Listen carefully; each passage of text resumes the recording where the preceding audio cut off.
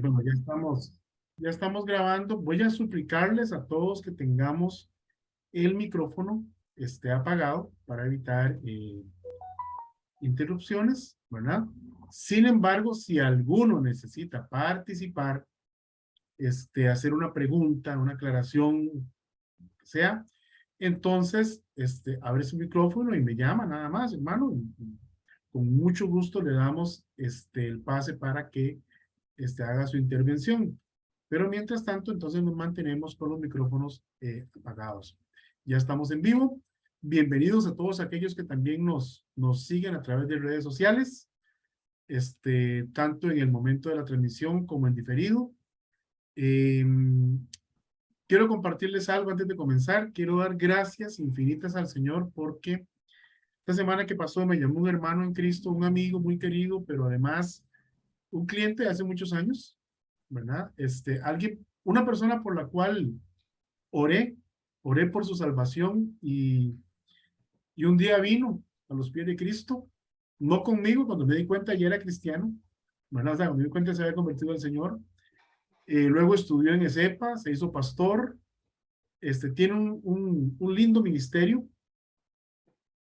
en la zona norte, en Guanacaste, este, y me llamó y me dijo, mira, ¿cómo están tus planes para Cuba? Le digo, bueno, tengo invitación para octubre. Le digo, y como siempre, no tengo ni un peso en la bolsa. Ni sé si voy a poder ir, pero hey, el Señor dirá si voy o no voy, ¿verdad? Resulta que entonces me dijo, mira, decime cuánto cuestan los pasajes. Entonces le mandé el dato de los pasajes y al día siguiente me había depositado el dinero para comprar los boletos. Entonces ya compré los boletos. Con la ayuda de Dios me voy el 24 de octubre y con la ayuda de Dios regreso el 31 de octubre a Costa Rica nuevamente. Voy a estar compartiendo con los hermanos en Cuba la palabra de Dios en el campamento Las Palmas del 28 al 30 de octubre. Y del 24 al 27 tengo unos días ahí como para reambientarme, ¿verdad? Conocer algunas zonas, a ver si es posible ir a algunas zonas que he querido conocer, que no he podido conocer en Cuba, visitar a algunos hermanos allá. Entonces, bueno, sus oraciones, todavía me falta recoger alrededor de $500 para lo que son los gastos de estadía y traslados internos. Entonces, calculo yo que con $500 más o menos se hace. Entonces, bueno, ya tengo los pasajes. Ya, eh, si el Señor me permite montarme en el avión, pues me iré para allá. Y les pido sus oraciones para que el Señor provea, como Él siempre lo ha hecho, ese dinero que hace falta para los gastos propios de estadía, traslados internos, etcétera, ¿verdad? Bien, la semana pasada terminamos el estudio de el Tribunal de Cristo y como hemos visto en los estudios anteriores, entonces es una serie de hechos que vienen sucediendo ya en cadena, ¿verdad? Eh, el traslado del pueblo de Dios, el Tribunal de Cristo e inmediatamente las bodas del Cordero. Hoy vamos a hacer una introducción al tema de las bodas del Cordero. Y no quisiera que esto sea mera información. A veces cuando estudiamos temas eh, con cierta inclinación teológica, escatológica, lo vemos como algo muy técnico, como algo informativo, ¿verdad? Pero la verdad es que no nos sirve de nada el conocimiento acumulado, sino más bien aquello que podamos eh, guardar en nuestro corazón y ponerlo por obra. Es decir, si lo que aprendemos de la palabra de Dios no nos sirve para llevar a cabo la misión de Dios, la que Él nos ha encomendado aquí en la tierra, entonces es mera información. Son simples noticias que escuchamos por ahí sin ningún provecho para nosotros. Y quisiera que estos estudios vayan más allá de mera información, más allá de conocimiento, que nos motiven a llevarle el mensaje de Cristo a otros, que nos motiven a ser hacedores y no tan solamente oidores. Y por eso quiero felicitar, yo sé que él no está haciendo eso para que lo feliciten, pero quiero felicitar a nuestro hermano Alfredo porque está trabajando duro en Guatemala. Él oró por un ministerio y Dios ahora le está dando más de un ministerio, ¿verdad? Creo que son 2 comunidades, al menos, que está atendiendo en Guatemala, obras nuevas que se están creando. Ahí recibo fotos de él donde la gente está jalando latas de zinc, materiales, muebles, para tener todo listo para escuchar y recibir la palabra de Dios. Y eso es lo que tenemos que hacer. No se trata de esperar a que las cosas caigan del cielo. No van a caer del cielo. Dios quiere que hagamos obra. Lo que va a venir de Él, del Señor, son las fuerzas y la convicción de lo que debemos hacer como sus hijos, que es predicar a Cristo cuando sea oportuno y cuando no sea oportuno, cuando caigamos bien y cuando caigamos mal, cuando acepten el mensaje y cuando lo rechacen. Vamos a ir a Apocalipsis 19, 7 al 8. Dice, gocémonos y alegrémonos, démosle gloria, porque han llegado las bodas del Cordero y su esposa se ha preparado, perdón. Y a ella se le ha concedido que se vista de lino fino, limpio y resplandeciente, porque el lino fino es las acciones justas de los santos. Bueno, ese es un pasaje muy lindo, tiene una connotación escatológica profunda. No vamos a entrar en eso ahora. Aquí lo importante es que se están anunciando las bodas del Cordero. Pero antes de estudiar este tema tan bonito, tan apasionante, tan hermoso y tan esperanzador como es las bodas del Cordero, hay varias cosas que necesitamos entender todos de la misma manera. Es decir, vamos a llegar a acuerdos sobre lo que son ciertas cosas. Primero, ¿qué es una boda? ¿Qué es una boda? Aquí pueden participar. Alguien que me diga desde su perspectiva qué es una boda. De ahí es el festejo de la unión entre dos personas, hombre y mujer, que deciden convivir juntos en el matrimonio. Muy bien, esa es una definición. ¿Alguien más?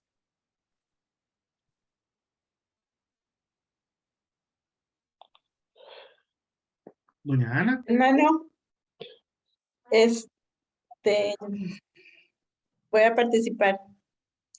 Me parece que es un acto de amor y de compromiso. Bueno, nosotros los cristianos ante Dios, que esperamos cumplir hasta el fin. Amén. Amén. Don Santiago. Sí, gracias. Es un acto de fe que hacemos públicamente, donde 2 personas dejan a padre y madre para unirse en una sola carne ante Dios. Amén. Muy bien. Muy bien. Dice el diccionario de la Real Academia Española: ceremonia, una boda, ¿verdad? Mediante la cual se unen en matrimonio 2 personas y fiesta con que se celebra. Es decir, la boda incluye la ceremonia matrimonial y la celebración de la misma. Entonces, me vi obligado a buscar la definición de matrimonio.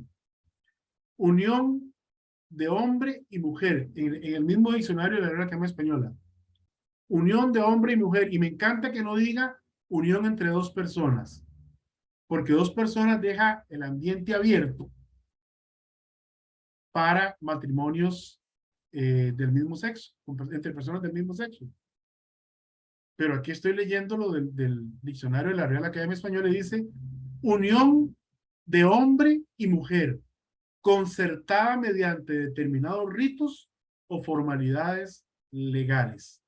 Los ritos obviamente se refiere a la parte religiosa y las formalidades legales a la parte legal formal del matrimonio ante las autoridades.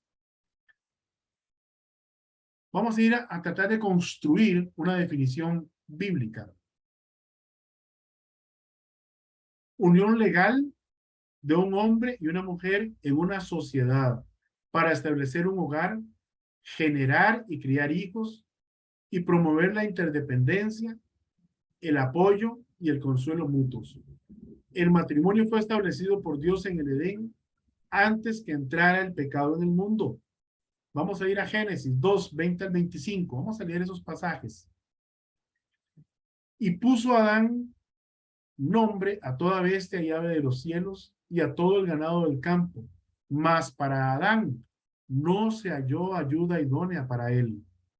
Entonces Jehová Dios hizo caer sueño profundo sobre Adán. Y mientras éste dormía, tomó una de sus costillas y cerró la carne en su lugar. Y de la costilla que Jehová Dios tomó del hombre, hizo una mujer y la trajo al hombre. Dijo entonces Adán, esto es ahora hueso de mis huesos y carne de mi carne. Esta será llamada varona, porque del varón fue tomada. Por tanto, dejará el hombre a su padre y a su madre, y se unirá a su mujer, y serán los dos una sola carne. Bueno, no estamos estudiando el matrimonio en sí, sino que estamos introduciéndonos a las bodas del Cordero, pero era necesario entender qué es un matrimonio, qué es una boda. Ahora, más allá de eso, diferentes pueblos y culturas tienen diferentes costumbres sobre lo que es una boda, sobre la celebración de la boda y el compromiso nupcial. ¿Okay? Y en muchas culturas es mucho más que llegar a decir, mira, me enamoré de vos, casémonos. Mucho más allá de eso. Y aquí nos interesa particularmente la boda en el contexto de las costumbres judías. He tomado parte de las notas de este estudio de un libro que se lo pueden conseguir y leer. Se llama Las Parábolas de Jesús, escrito por un autor de nombre Joaquín Jeremías. Creo que es argentino o español. Y dice así: las costumbres antiguas de las bodas judías son bastante difíciles de determinar, según los expertos. No disponemos más que de referencias dispersas y fragmentarias que nos impiden configurar una visión completa. Además, las costumbres variaban de un distrito judío a otro, o sea que aún dentro del mismo pueblo judío, las costumbres del compromiso nupcial y la boda y todo eso no eran exactamente iguales. Sigue diciendo el autor, existe poca información sobre alguna fiesta nupcial conectada con la época de Cristo. Recuerde que tenemos una referencia a las bodas de Caná, pero nada más habla de lo que hizo Cristo en las bodas, propiamente el milagro de la conversión del agua en vino, y no habla, digamos, de lo que sucedió propiamente con el compromiso, los novios, etcétera. Tomando en cuenta las limitaciones de la información que se posee, trataremos de resumir el proceso típico de un compromiso nupcial y boda de aquella época. Entonces, voy parafraseando, digamos, la investigación de este autor, y dice, el joven pretendiente solía acudir a la casa del padre de la novia, portando una gran suma de dinero. Como decimos aquí, iba a pedir la entrada, pero aquí vamos con las manos limpias, y allá se llevaba una dote, una suma de dinero importante. Un contrato de responsables llamado Shitre Erusin, redactado por las autoridades y costeado por el futuro novio. Y una bolsa de cuero de vino, un pellejo de vino. En cuanto entraba en una casa, un joven portando esas cosas, ya se sabía a qué venía. Es decir, cuando el muchacho llegaba con la bolsa de cuero de vino, el pellejo de vino, y la dote en la mano, y me imagino que bien formalito, bien vestidito, ya todo el mundo sabía a qué iba. Más bien que iba por alguien, ¿verdad? Entonces el pretendiente discutía con el padre de la chica y con los hermanos mayores el precio acordado para poder desposar a su hija. Entonces era toda una negociación, ¿verdad? Y la muchacha estaba al margen de la negociación. Es decir, le ponían precio a la muchacha. El costo podía ser de al menos 200 denarios por una doncella, una muchacha virgen, y 100 denarios para una viuda.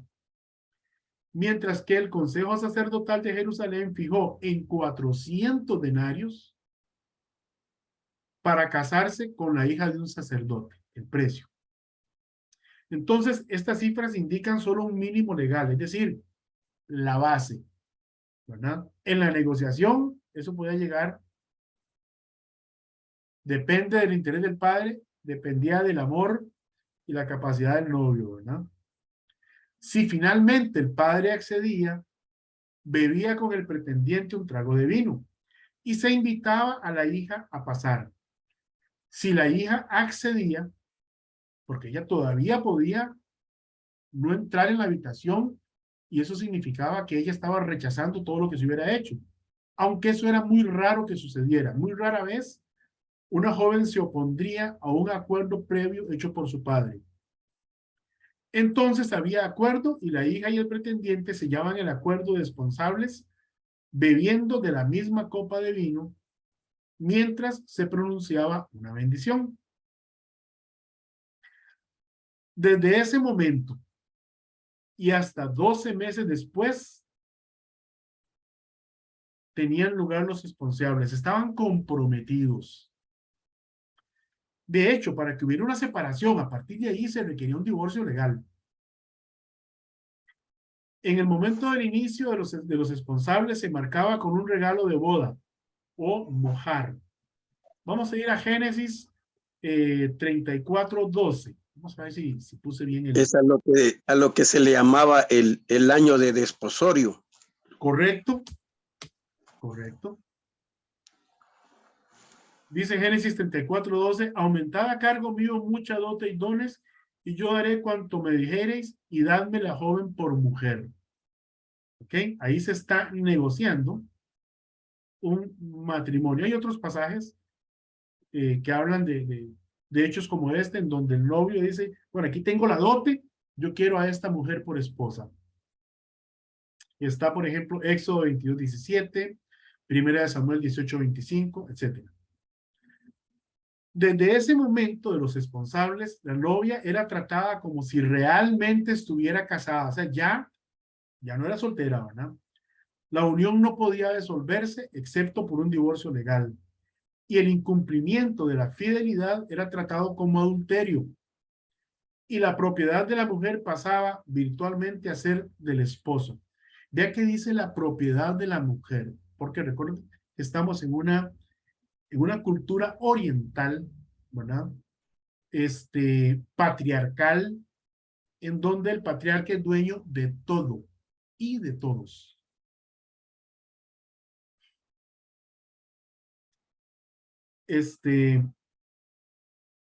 A menos que el esposo expresamente renunciara a esa propiedad. Pero incluso en este caso, él era el heredero natural. Después del contrato responsable, los novios continuaban separados, cada uno en su casa, o sea, cada uno en la casa de sus padres. Durante este periodo, la novia se preparaba, durante 12 meses se preparaba para su futuro papel de esposa. Y el esposo se encargaba de conseguir todo lo necesario para poder albergar a la futura esposa o a su esposa, porque ya legalmente era su esposa. Entonces, él tenía que tener una casa construida, que podía ser inclusive una habitación en la casa de sus padres, pero era de preferencia que tuviera su propio lugar. Es interesante que en Juan 14:2-4 Jesucristo dice, en la casa de mi padre, vea que se refiere a la casa de su padre, muchas moradas hay muchas habitaciones, muchos lugares. Si así no fuera, yo os lo hubiera dicho. Voy pues a preparar lugar para vosotros. Es decir, aquí en Juan 14:2-4 ya Jesucristo está asumiendo ese compromiso responsable. Y si me fuere, verso 3, y os prepararé el lugar, vendré otra vez y os tomaré a mí mismo para que donde yo estoy, vosotros también estéis. Y sabéis a dónde voy, sabéis el camino. ¿Ok? Entonces, aquí Jesucristo está respetando la costumbre judía, ¿verdad? De hecho, él se fue porque él dijo que se iba a ir a preparar lugar para nosotros y en nuestro continuo espacio-tiempo han transcurrido 2000 y pico de años de esa preparación. ¿Okay? Recordemos que el Señor no tarda su venida como algunos la tenemos por tardanza, sino que Él no ha venido porque es misericordioso y quiere que más personas vengan a su conocimiento. Él no quiere que nadie se pierda, sino que todos se arrepientan y lo conozcan como único y suficiente Salvador personal. No es que se está tardando, es que está dando tiempo a que más se conviertan a Él. Está dando tiempo a que nosotros llevemos el mensaje a más personas y que más personas le conozcan a Él. Finalmente llegaba el día de la boda. Erusim era el momento del compromiso. Nisuin es el momento de la boda. Otro autor, Alfred Edersheim, en su libro Bocetos de la vida social judía, nos relata más detalles. Voy a leer textualmente un parrafito. El matrimonio seguía después de los responsables tras un periodo más o menos largo, los límites de los cuales estaban fijados por la ley. La ceremonia en sí consistía en conducir a la novia a la casa del novio, con ciertas formalidades, la mayor parte datadas en tiempos antiguos. El matrimonio con una doncella se celebraba comúnmente por la tarde de un miércoles, lo cual dejaba los primeros días de la semana para preparativos y permitía al marido, si tenía alguna acusación en contra de la supuesta castidad de su prometida, realizarla de inmediato ante el Sanedrín local, que se reunía cada jueves. Por otra parte, el matrimonio con una viuda se celebraba los jueves por la tarde. Volviendo al primer autor, Joaquín Jeremías, dice: a última hora de la tarde los invitados se entretenían en casa de la novia, un fiestón ahí. Después de horas de esperar al novio, cuya llegada era repetidamente anunciada por mensajeros, ya viene, ya viene, ya viene, está en tal lugar, viene por tal parte. Llegaba finalmente media hora antes de la medianoche para encontrarse con la novia. Iba acompañado de sus amigos, iluminado por las llamas de las candelas. Era recibido por los invitados que habían venido a encontrarse con él. La comitiva de la boda se desplazaba entonces de nuevo en medio de muchas luces de candelas, luminarias, lámparas, en una procesión festiva hasta la casa del padre del novio, donde tenía lugar la ceremonia del matrimonio y el agasajo. Estos amigos que se mencionan ahí son importantes, porque ellos eran los garantes de la pureza de la novia. Vamos a ver eso un poquito más adelante. Es decir, recuerden que el novio se había ido por un año, puede que en algunos casos lejos de la vista de la novia, a prepararse económicamente para poder sostener una familia, para poder albergar a su esposa y criar una familia. Y esos amigos eran los que estaban vigilando a la novia para garantizar la castidad y la pureza de ella. Qué machistas, ¿no? Porque al novio nadie lo vigilaba, pero a ella sí. ¿Ok? Bueno. Previamente a la boda, la novia tenía que purificarse debidamente en un mikvaoto o baño ritual. Por su parte, el novio debía preparar la habitación nupcial o chupá o kupá. La ceremonia, llamada Kiddushin o Kiddushin, no me pregunten la pronunciación ahorita, implicaba realizar un segundo contrato llamado Ketubá. En este contrato se disponía de los llamados amigos del novio, 2 testigos especiales que vigilaban a la novia y garantizaban su pureza, de atender a las necesidades de la pareja. Todo lo que se ocupara para llegar a ese momento era responsabilidad de esos 2 amigos testigos especiales. Después de firmar estos testigos, se llevaba el contrato a los padres de la novia. El contrato contenía las promesas que el novio se comprometía a cumplirle a su futura esposa o su futura mujer. Es importante notar que en la costumbre judía, los amigos del novio entonces eran garantes de la pureza de la novia. Sin embargo, en el Nuevo Testamento, la gracia de Cristo es inimaginablemente más grande. Pues es Él mismo, Jesucristo mismo, el novio, quien garantiza a la novia, la iglesia, su pureza. Vean lo que dice Efesios 5, 25 al 28. Maridos, amad a vuestras mujeres, así como Cristo amó a la iglesia, de la misma forma que Cristo amó a la iglesia y se entregó a sí mismo por ella, para santificarla, habiéndola purificado en el lavamiento del agua por la palabra. ¿Quién purifica a la iglesia? Jesucristo mismo. No necesita de amigos que le garanticen la pureza de la novia. Él mismo lo hace. A fin de presentársela a sí mismo. Una iglesia gloriosa, que no tuviese mancha, ni arruga, ni cosa semejante, sino que fuese santa y sin mancha. Y el versículo 28 es para nosotros. Así también los maridos deben amar a sus mujeres como a sus propios cuerpos. El que ama a su mujer, a sí mismo se ama. Bueno, ahora nos queda un poco más claro el contexto judío.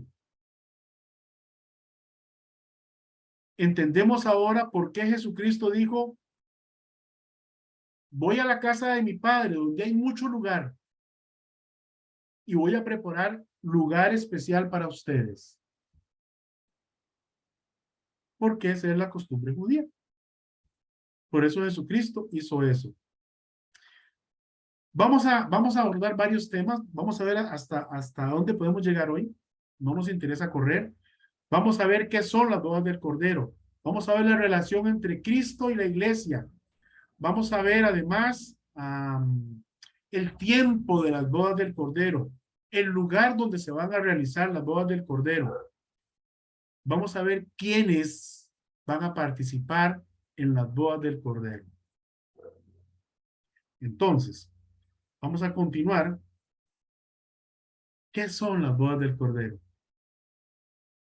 Bueno, el texto griego, el Nuevo Testamento, no hace distinción entre la cena de las bodas y la fiesta de las bodas, sino que usa la misma palabra para ambas, la misma expresión se usa para ambas.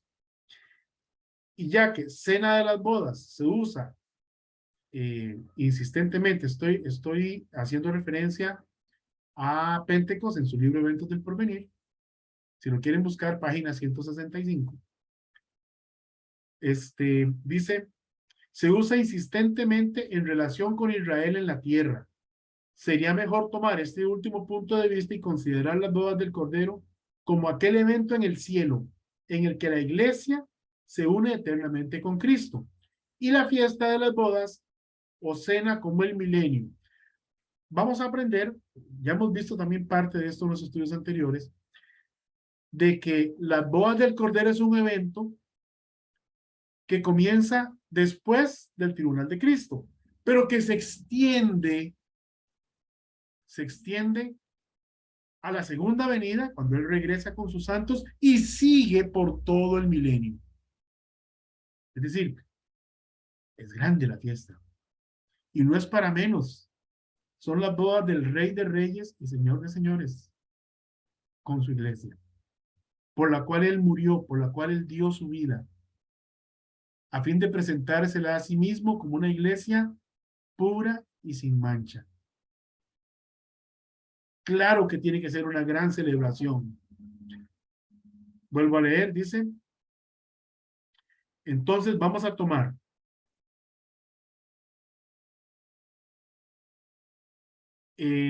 las bodas como el evento que sucede en el cielo, cuando el Padre le presenta al Hijo la novia, que es la iglesia, y se une eternamente con él.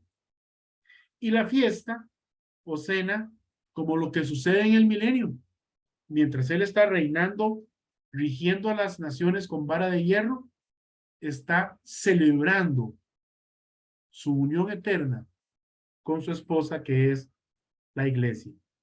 ¿Vamos claros hasta aquí o tenemos alguna duda?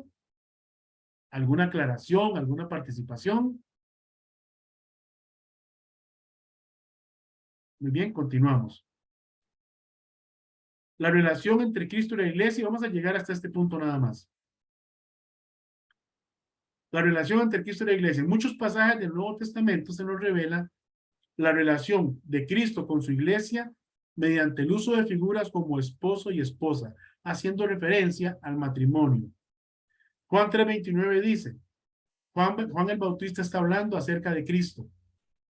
El que tiene la esposa es el esposo, mas el amigo del esposo que está a su lado y le oye, se goza grandemente de la voz del esposo. Así pues, mi gozo está cumplido. Recordemos que Jesucristo vivió bajo la ley. Y recordemos que Israel es el primer compromiso de Cristo. Pero recordemos que Israel rechazó a Jesucristo. La nación lo rechazó. ¿Se acuerdan lo que vimos anteriormente? La novia tenía el derecho de no entrar a la habitación y eso significaba el rechazo de los acuerdos de matrimonio. Bueno, Israel rechazó a Cristo como nación. Que hubo muchos israelitas que se convirtieron y hoy en día hay miles de israelitas que se han convertido y son iglesia. Es correcto, eso es cierto. Pero como nación, Israel todavía está esperando al Mesías. No lo ha recibido, no lo aceptó. Ellos rechazaron a Cristo. Y entonces,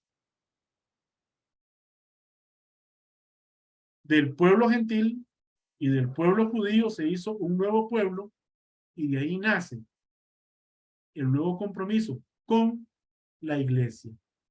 Entonces ya Israel como nación no va a ser la esposa de Cristo, sino la iglesia. Vamos a ver Romanos 7:1-6. Recuerden que Romanos, por las características de esta iglesia, Pablo le habla a los creyentes de origen judío o hebreo y luego le habla a los creyentes de origen gentil, porque tienen una pugna entre ellos por la superioridad. Entonces, aquí le está hablando a los hebreos. ¿Acaso ignoráis, hermanos, pues que hablo con los que conocen la ley? ¿Quiénes conocen la ley? Los judíos. Que la ley se enseñorea del hombre en tanto que éste vive, porque la mujer casada está sujeta por la ley del marido mientras éste vive. Pero si el marido muere, ella queda libre de la ley del marido. Así que si en vida del marido se uniere a otro, si en vida del marido se uniere a otro varón, será llamada adúltera. Pero si su marido muriere, es libre de esa ley, de tal manera que si se uniere a otro marido no será adúltera. Así también vosotros, hermanos míos, habéis muerto a la ley mediante el cuerpo de Cristo, para que seáis de otro, del que resucitó de los muertos, a fin de que llevemos fruto para Dios.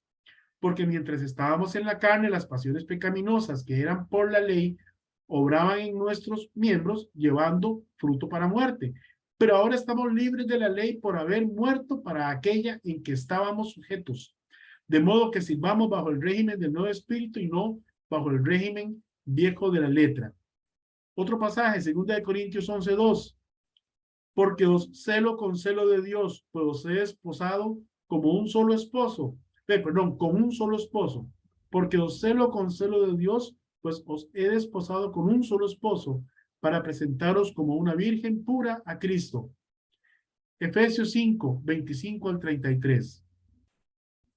Maridos, amad a vuestras mujeres, así como Cristo amó a la iglesia y se entregó a sí mismo por ella para santificarla, habiéndola purificado en el lavamiento del agua por la palabra, a fin de presentársela a sí mismo una iglesia gloriosa que no tuviese mancha ni arruga ni cosa semejante, sino que fuese santa y sin mancha. Así también los maridos deben amar a sus mujeres como a sus mismos cuerpos. El que ama a su mujer a sí mismo se ama, porque nadie aborreció jamás su propio cuerpo, porque nadie aborreció jamás su propia carne, sino que la sustenta y la cuida, como también Cristo a la iglesia, porque somos miembros de su cuerpo, de su carne y de sus huesos. Por esto dejará el hombre a su padre y a su madre y se unirá a su mujer, y los dos serán una sola carne. Grande es este misterio, mas yo digo esto respecto de Cristo y de la iglesia. Y aquí quiero aclarar algo, ya esto es una posición personal, ¿de acuerdo? Y puede que haya un pastor, puede que haya otro hermano que piense diferente de lo que yo voy a exponer acá. Yo creo que la iglesia es la que se va a casar con Cristo. Si bien es cierto que en el arrebatamiento del pueblo de Dios, el cual incluye la iglesia, creo que la unión es entre Cristo y la iglesia por estos pasajes. No creo que la unión sea entre Cristo y todos los que le han aceptado como Salvador personal, si no son miembros de la iglesia. Pero esa es una posición personal. ¿De acuerdo? Hay otros hermanos que piensan que todos los que han aceptado a Cristo son iglesia, independientemente si están bautizados o no. Y que van a estar en las bodas del Cordero y que van a unirse con Cristo en ese matrimonio celestial. Yo pienso que es solamente los que somos iglesia por el bautismo por inmersión. Pero eso es una aclaración de una posición muy personal, que no la vamos a discutir como un asunto teológico importante ni como un dogma, ¿de acuerdo? Existen diferentes posiciones, esta es una de esas. Grande es este misterio, hablando del matrimonio, mas yo digo esto respecto de Cristo y de la iglesia. Por lo demás, cada uno de vosotros ame también a su mujer como a sí mismo, y la mujer respete a su marido. Y termino con Apocalipsis 19, 7 y 8. Gocémonos y alegrémonos, démosle gloria porque han llegado las bodas del Cordero y su esposa se ha preparado. Y a ella se le ha concedido que se vista de lino fino, limpio, resplandeciente, porque el lino fino es las acciones justas de los santos. Pasaje que vamos a analizar bastante más adelante. Cuando nos dice que han llegado las bodas del Cordero, está hablando en un tiempo auristo, es decir, es una acción que ya se da por terminada. Ya esto está sucediendo, ya pasó. ¿Ok? Y por ese hecho, y si seguimos la secuencia de hechos de Apocalipsis, nos damos cuenta que eso sucede inmediatamente después del tribunal de Cristo y por lo tanto sucede en el cielo. Porque de otro modo, ¿cómo regresaría la iglesia con Cristo? ¿Me explico? En su venida. Entonces, por esta razón, ubicamos, como vamos a ver más adelante, la próxima semana, las bodas del Cordero en el cielo como un evento inmediato al tribunal de Cristo.